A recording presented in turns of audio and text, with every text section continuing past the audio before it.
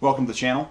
This is going to be the first of many videos following along as I modify and wheel this 1997 Mitsubishi Montero. The first thing we're going to be doing as far as modifications to this is taking care of the back end. These vehicles are notorious for having a fuel tank that hangs down extremely low. Even with a little bit of lift and bigger tire, this thing is about 16 inches from the ground to the lowest part of the fuel tank.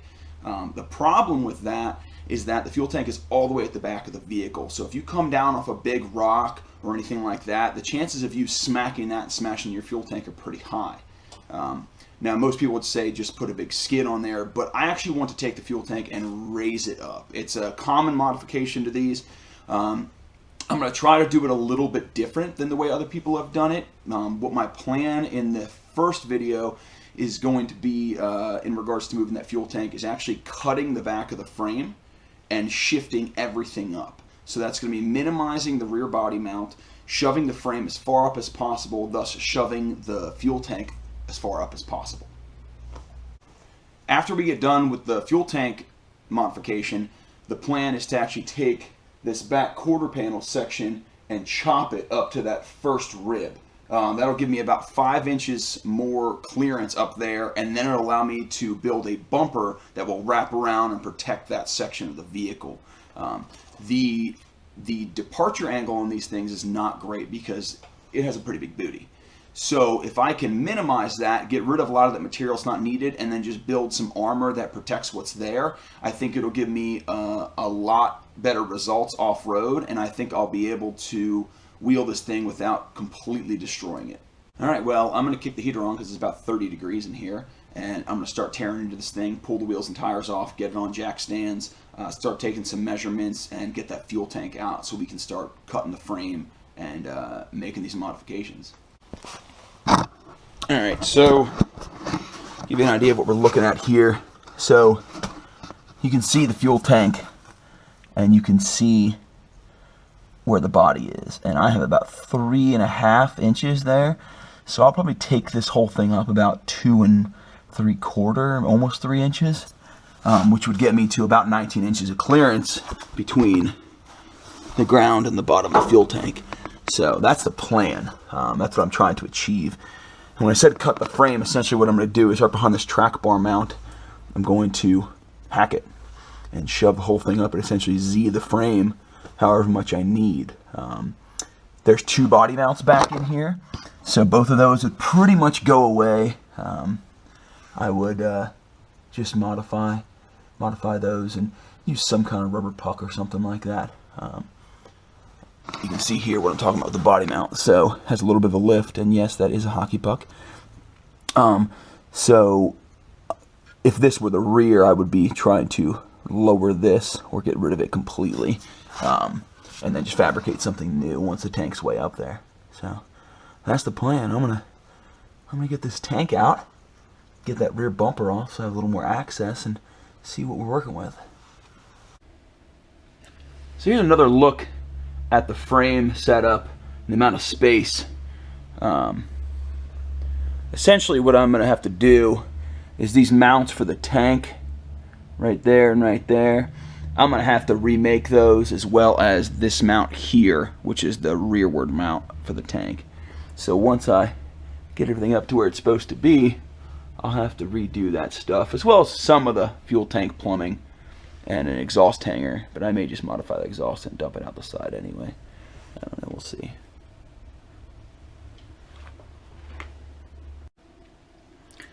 Alright, so I have the body supported here and on the other side, and then I also put a bottle jack on a like 6x6 just to give it a little extra support on that rear cross member. I took off the tailpipe as well just to get it out of the way because it has a hanger attached to the back of the frame. And I measured and marked my cut. So I'm going to be cutting just straight down, stepping it up, and then plating the whole thing. A lot of guys, when they'll Z a frame like you see on a hot rod or some trucks, they'll chop it at an angle, but because the frame is 3.5 inches tall and I'm only going up 2 3/4 inches, I won't be able to slice this and then stack the frame. There's not enough room. So I'm essentially just going to go straight up with it, and then I'll plate it, fish plate it, box it in. It'll be plenty strong. You know, this thing's behind the rear suspension, so it's not going to be a super critical, you know, strength point, except for, I guess, recovery. But yeah, so I'm gonna go ahead and slice this thing up and get to it, I guess. You know, after this point, there's no turning back.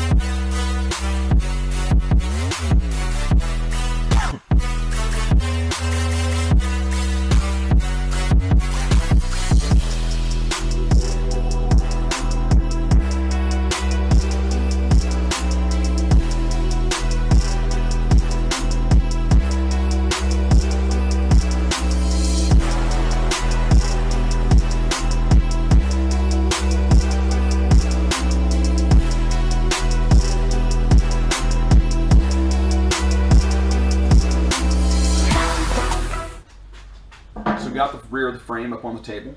I got 2 of the stock mounts put in here so I can get some measurements. What we're going to end up doing is chopping this whole thing down 2 3/4 inches. That'll allow me to reuse the stock mount at the top of the frame rail height here, which will set it 1 inch above the frame rail, and that'll give me my 2 3/4 inch drop. So when that's done, we'll bolt it back up into the bottom of the Montero and start welding the frame back together.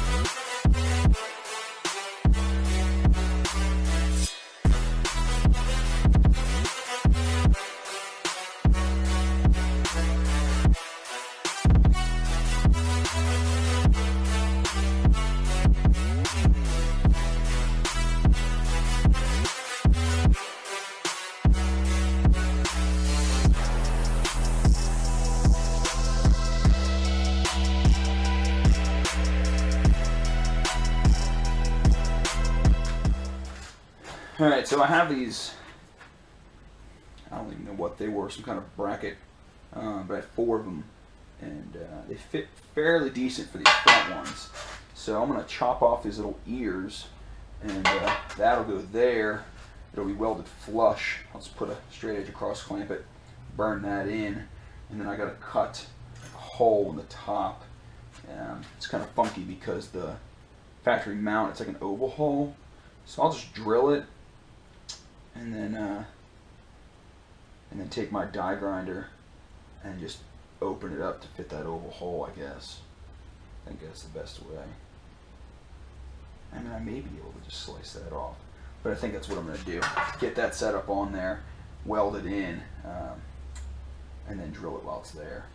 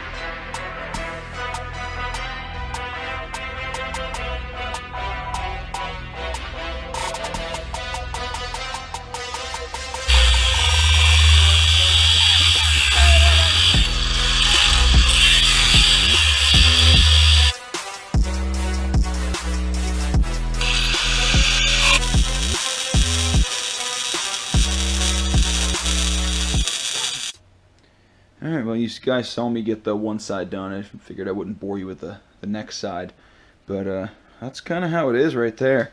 So, with the top of the frame rail to the top of the mount here being 1 inch, that'll give me 2 3/4 inch worth of room to shove that frame up. So we're gonna do a trial fit here in a minute. I'm gonna try to throw it up in there, throw some bolts in, just kind of see how the frame lines up with the stock frame, or the front half of the frame, and just see how far out of whack it's gonna be. Alright, so I had to take a few days off to actually work. So I'm going to get back at it today and try to finish up this frame section. But first I need to clean the shop. Place is a total wreck from the last bit of work I did. So I got tools to put away, floor to sweep, make the place a little bit more friendly to be working in. So clean this up a little bit and we'll get to it.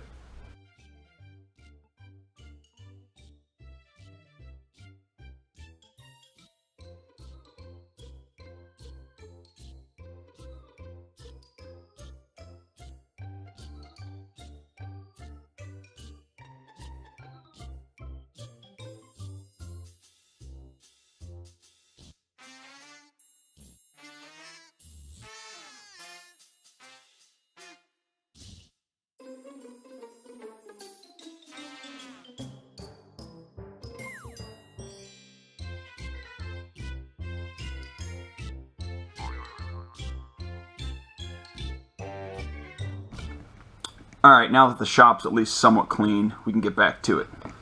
Alright, so this is where we left off. Okay, the rear frame is up in, and we're going to start building some gussets and some brackets and some ways to join it back together. So my idea here is I'm going to do some 3/16 plate bent on the brake like this, top and bottom like that, weld it solid, weld up all this stuff, and then I'm going to do a fish plate here and on the back side. And I think that'll be plenty strong, being that this is behind the suspension. I don't think it has to be the stoutest part of the frame. Obviously I know it's also a point for recovery, so I'm going to make it as strong as possible. So I'll make these gussets pretty heavy and these fish plates pretty heavy, and burn those in, and I think it'll be fine. Unfortunately, something happened when I was making these mounts, and I have a little bit of a gap here, about 1/8 inch. The other side's good, but I can feel that. I'm not super concerned about it. And being that it'll have those fish plates on both sides, I think it'll be just fine. So I'm going to take my grinder, I'm going to get all this paint and stuff off of here, and start bending up some metal and putting this thing back together.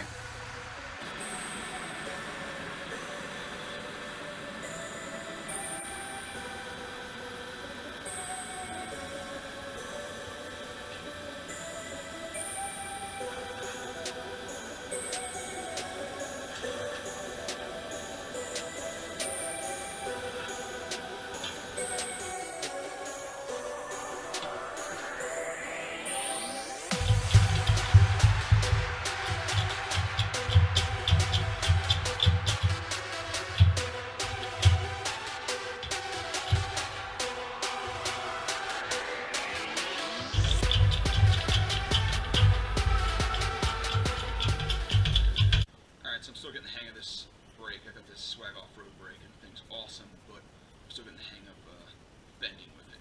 So my first bend here was 90, it was good. The second bend was actually over 90. The problem is I squared it once I had a little bit of tension, but it actually bent it a little bit crooked. You can see that there, it's kind of off to the side of here. This is not super precise as far as what I'm doing, so I'm okay with this. I can make this work.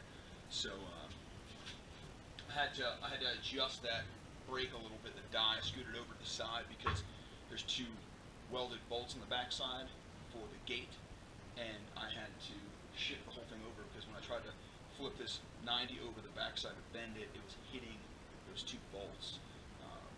The reason I'm saying this is because you're actually supposed to be bending dead center of the brake every time, but those bolts there, I just think sometimes you can't do it. If I was bending super heavy stuff, I could see that being a problem, but I think we'll be fine this time.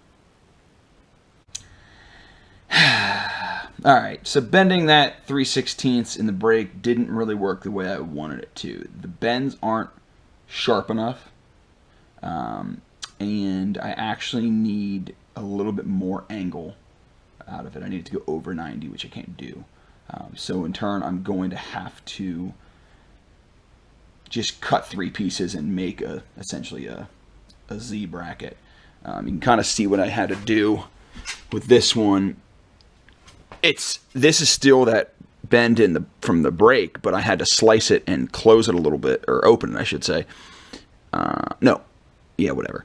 And this one I had to cut completely off and do again. So that'll all get welded over, ground smooth. It'll get a fish plate here. I have to do another one of these right here, which I already cut the pieces for. So I'm going to go ahead and put it up, weld it all in place, and then make some templates for the fish plating. But so far it's welding really good. I even got some decent overhead welds here that actually look better than everything else. I'm pretty happy with it. So just 3 more. That's all.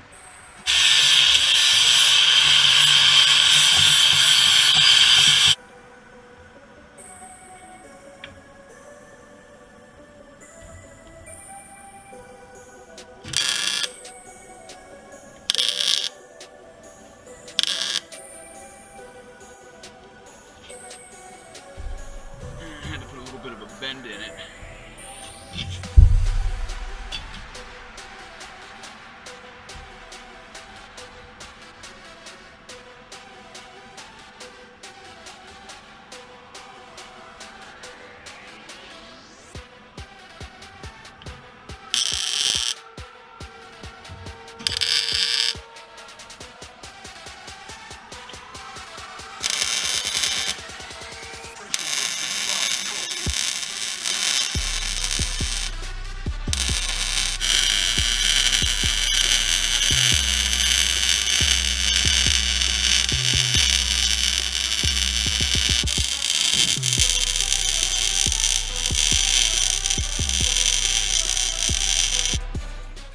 Here. So this is going to go something like that, welded around on the back sides, and there'll be one on this side and one on this side. So I think all in all this is going to be plenty strong.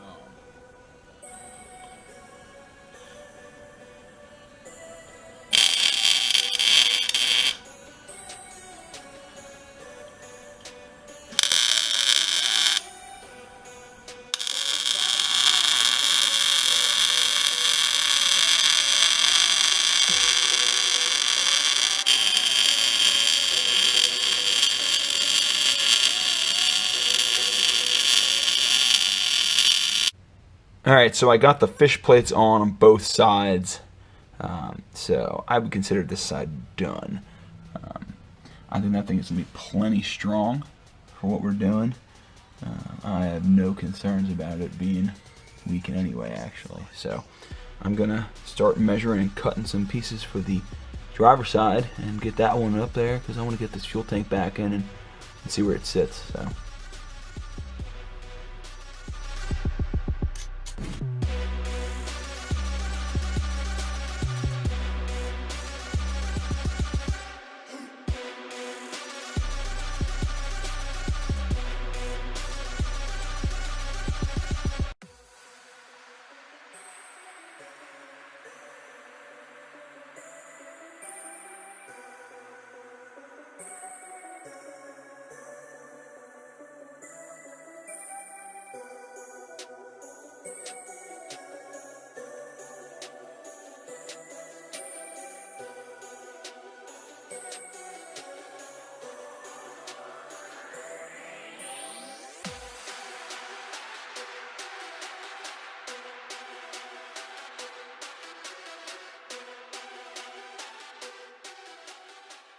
Alright, so one thing that I didn't do on the passenger side that I'm going to do on the driver's side with these fish plates is put a couple holes in them.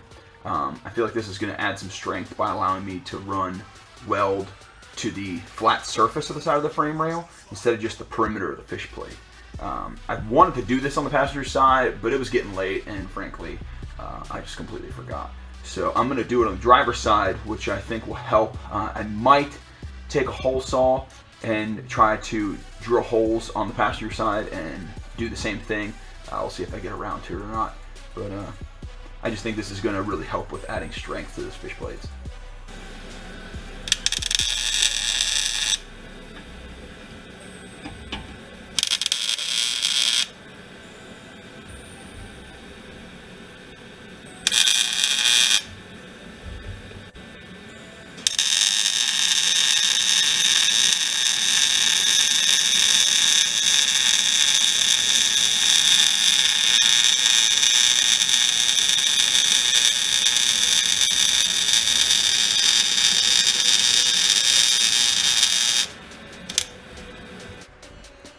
Alright, so here's the frame rails all done up. So the next thing that I'm going to have to do is take care of these. These are the front fuel tank mounts. And since the cut in the frame was after those, these also have to come up whatever that amount is. So 2.5, 2 5/8, whatever. I don't have to worry about it on the rear because the rear obviously went up with the frame. So I need to cut these off and then cut 2 5/8 up and then re-weld those up there. So I actually don't think that'll be too bad at all to do. Once that's done, I just have to move these lines of stuff back to where they were and throw the fuel tank back up in. So coming down to the wire with some of this.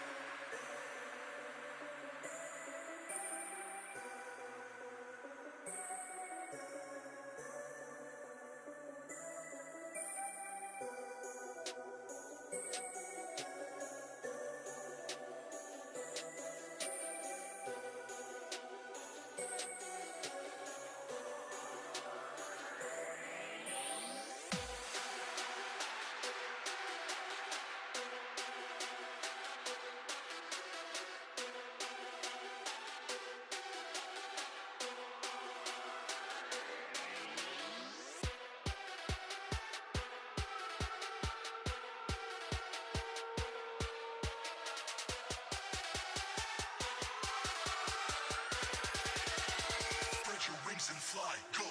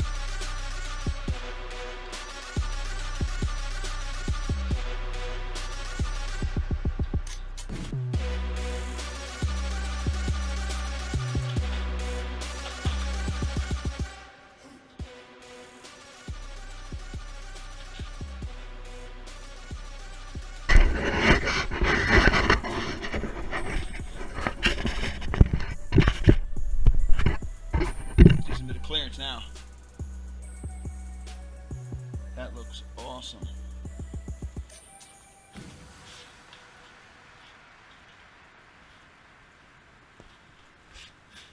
So,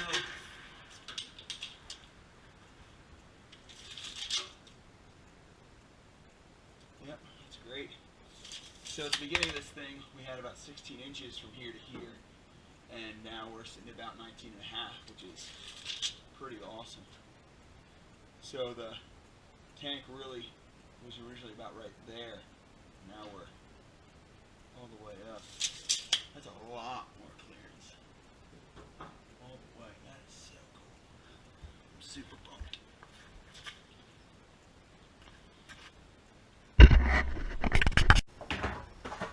Alright, so step one is complete. I'm really happy with how the tank tuck turned out. We got another 2.5 inches with the ground clearance out of it, and I'm really excited about that. So make sure you watch the next video, which is where I hack the bottom of that quarter off and box that all back together. So stay tuned, and thanks for watching.